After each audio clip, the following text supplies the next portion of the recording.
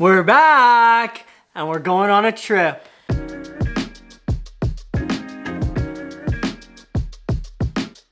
So I bet all of you guys are wondering where we went, because I think the last video we filmed was us saying all of the video ideas that we had that we were gonna post weekly. So much for that. That did not happen.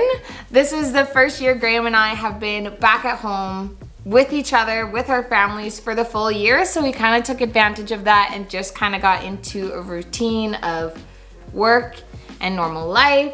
And we also planned a wedding and are now married. So there's a lot of stuff that happened during this year. We had a very busy summer and now we're looking forward to getting out and exploring the world again. So what we wanted to do for this video is we thought, of course we wanted to do this announcement. We've been gone for so long. We wanted to tell you that we were traveling again, but we also thought we'd take you through the steps of what we're doing in preparation for our trip, things that we're thinking of, how we chose the countries that we're going to, and kind of our tentative route there, but mainly the things that we're getting done at home before we go abroad, so that hopefully you can apply it to when you head out on your next trip.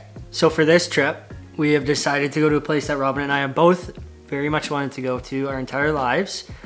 We are going to take you along with us through Southeast Asia. We've both been to Europe, but this is a part of the world that we've never been to before, so we know that the culture is going to be really different and it's just going to be a really different atmosphere, and we're just really excited to go. Yeah, we're both, like Robin said, obviously very excited to go, but it feels like a little bit like a backpacker's paradise.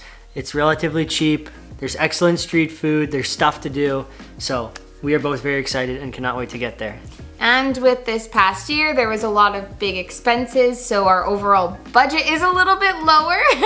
So we're really excited for the prices to reflect our budget going there, I would say. Yes, big time. So the main countries that we're hoping to go to, this is our tentative plan, so don't hold us to it. It will probably change. It's definitely gonna change. It's definitely gonna change, but as of right now, when we're planning, the plan is to go to Indonesia, Thailand, Laos, Vietnam, and Cambodia. We know that all of these things are on our bucket list, of course. There's even more Southeast Asia on our bucket list, but these are the ones that we've chosen to hopefully do this trip. If we don't get to them, we don't get to all of them, and it is what it is. And we'll just have to go back. We'll have to go back. So that's just kind of how we like to travel. So to kind of get into the planning side of things, something when you're planning for a trip and you're going to multiple countries, you need to choose where you want to go to, of course, to start your route. And so in Southeast Asia, all of the countries are kind of by the equator. So they have wet and dry season. So we took a look at which countries were in wet season, which were in dry season, because preferably we'd like to go in dry season. And we found that Indonesia was in the dry season when the rest were kind of still in wet season, and then coming out of it in maybe October and November. At least that's what the website we were reading on it said that was gonna happen. So that's where we're gonna start. Now that we've chosen the place that we wanted to go, the next thing on our list of things to do is to actually look at flights. So Graham and I actually booked our flights a couple of months ago. We were kind of around Christmas time and kind of earlier in the year, which I know seems like a really long time ago, watching different flight websites, things like Skyscanner, Momondo, Flight Hub, things that give you the best deal and kind of show you how prices of the flights were fluctuating from where we wanted to go. So for us, the main one that we started using is actually called FareDrop. Two very popular YouTubers, Kara and Nate. If you haven't heard of them, search them up. Definitely go check them out. This is their app and their website that they created to help people like us find the best deals on international flights. So really quickly, FareDrop is a flight deal app that sends flight deals up to 80% off using the preferences that you set up when you set up your account. Currently, FareDrop is only searching for deals departing from the US and Canada, so you do have to keep that in mind if you are wanting to set up an account. So FareDrop has 3 membership options. The plan that Graham and I actually went with was the Global Pro plan. So it got us access to domestic and international economy deal notifications, as well as international business deal notifications. Now, sadly, our flights out to this destination are not business class, not first class. We're sitting in economy the whole time, but it was nice to see them. So of course you can use any of these flight websites. They're all gonna try and show you the best deals. It's always best if you can book directly with the airline. Just I know if you go through a third party sometimes it's not super great. So that's always what we try to do. So we did book directly with the airline and saw that the price was the same that it was showing us on FareDrop, which was awesome. And actually, we do have an affiliate link with FareDrop. So if you guys are curious at all and want to know more about their plans, we'll link it in the description below for you to check out. So there's nothing really worse than arriving at a new country and realizing that you missed a bunch of forms and restrictions that you had to fill out. Part of my job for planning the trip was looking at visas and things that we needed, including looking at COVID restrictions because it is still relevant in the world, and different visa requirements to get into these different countries. So I've mainly looked at Indonesia and Vietnam because those are our first two countries that we're planning on being at. Most of them you're able to apply online. Some of them you can just get them at arrival, like I mentioned. So if you're planning a trip and you're going to a country that you've never been to, just be sure to do a quick Google search and see what visas or different restrictions might be happening in that country, because you never really know and you don't want to be that person at the customs border and not be able to get in your country. Now that we've talked about flights and we've talked about visa requirements, the next thing that we kind of do is talk about what we think our budget is going to be. It's nice to have an idea at least of how much it costs for general things like accommodation, food, stuff like that for wherever you're going, so that you're not surprised when you get there and things end up being like more expensive than what you think of. This at least is giving us an idea of how much we may be spending each month, so that we can make sure we have that amount, plus like a little cushioning just in case we need to book flights home because it's not lasting us as long, or it's always good to have a little safety net.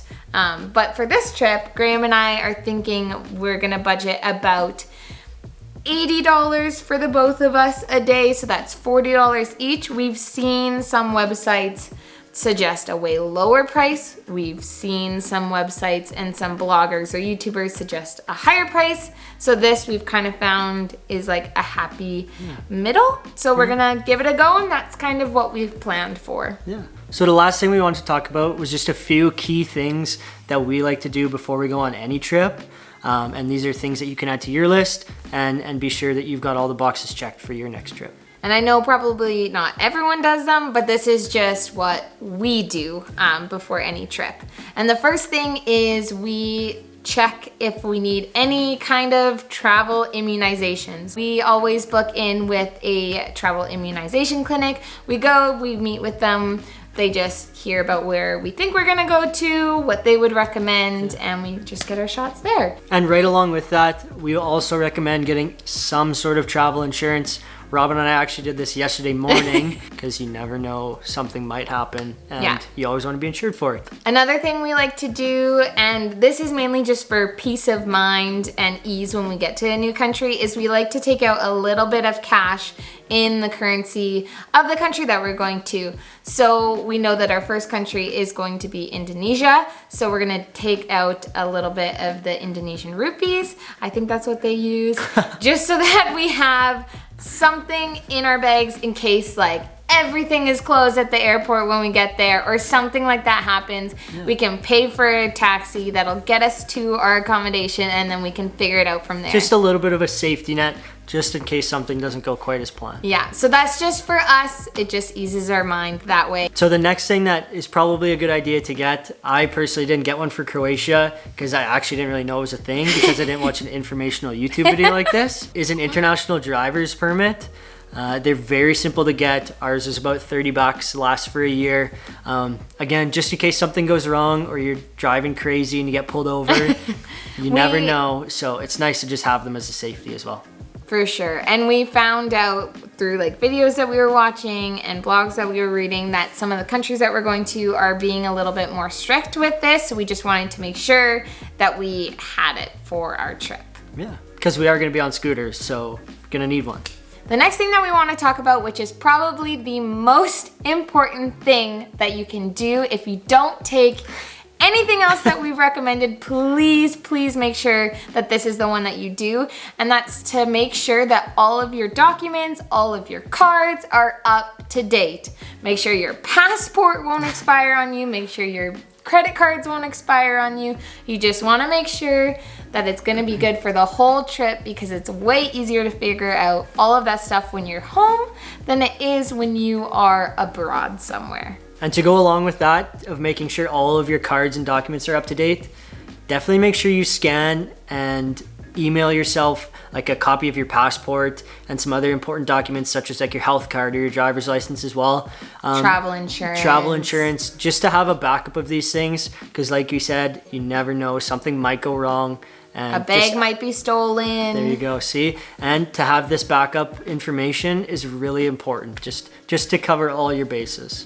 Yeah, so for myself, like I always keep one in my suitcase. I keep copies of my documents in my daily backpack, just so that if I was to lose one or the other, I have a better chance of at least having a copy of my documents, even if the actual piece was stolen somewhere. The last thing on our checklist, which probably won't apply to everyone, but this is at least what we do, is we actually downgrade our phone plans before we go on a trip, because there's no point in paying for like Canadian cellular service if we're not in Canada. So I usually just give them a call and they just give me a reduced rate for when I'm gone, which is just less expensive every month when I'm not even using it. So it is really nice that way. And I'm sure most other cell providers probably have some kind of option for travelers. So I would just go see them in person or give them a call. See what they can do. Okay, so we actually thought of one more. This is just to give your bank a call, let them know you're going on a 2, 3, 4 month, week vacation or trip. Just so they know that if they see a foreign charge on your credit card or in your bank account, they're not going to cancel your card on you. If you've seen The Office, you know that Kevin calls on Jim and Pam, and it's bad. So yeah, so it's better to just make sure that they are aware, so that you have money when you're traveling and they don't cancel everything on you. Yeah. So that's all we have for you. That's all we could think of. If you guys think of anything else that you do before your trip, let us know in the comments down below. We are just so excited to be back. The last time we filmed was in September and it is now August. And from the release date of this video, we are actually leaving in a week. So it's coming up really fast, and then you'll be hearing a lot more from us. So remember to like, comment, subscribe, tell your friends to subscribe, and we can't wait to see you and take you along through Southeast Asia with us. Bye-bye. Bye. Okay, how do we start? I have no idea.